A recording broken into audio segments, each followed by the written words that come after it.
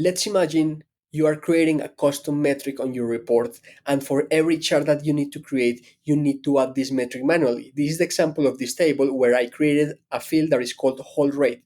Hold rate, by the way, on Meta Ads and Creative Analytics is the percentage of impressions that end up into an actual video play or through play.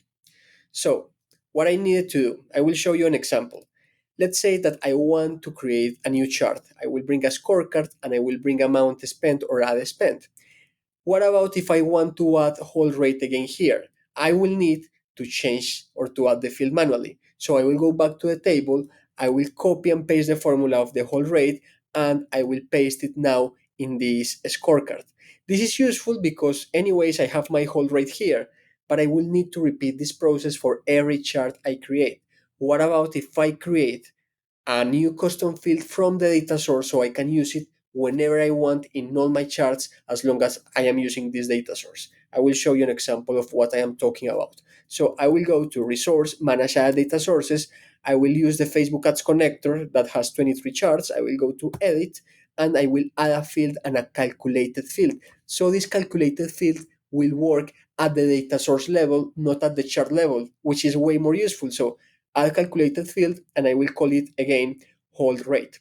The formula of hold rate, as I told you, is the division of 3-second video views on Meta divided by the total impressions. So I create this field and I will click on save and I will go back to edit the data source.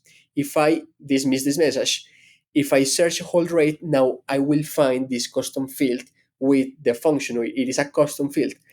The type will be, instead of number, I will make it a percent or a percentage. I will click on done, I will click on close, and now this field is available in this data source and I can use it across all my charts. I will show you an example. I will click on another chart, I will select a scorecard, I will paste it right here, and instead of this field, I will use hold rate.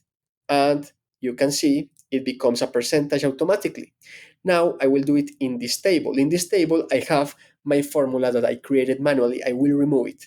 And instead, I will type hold rate and it will bring this field automatically. This is beautiful. This will save me a lot of time and I hope it also saves time for you. See you in the next lesson.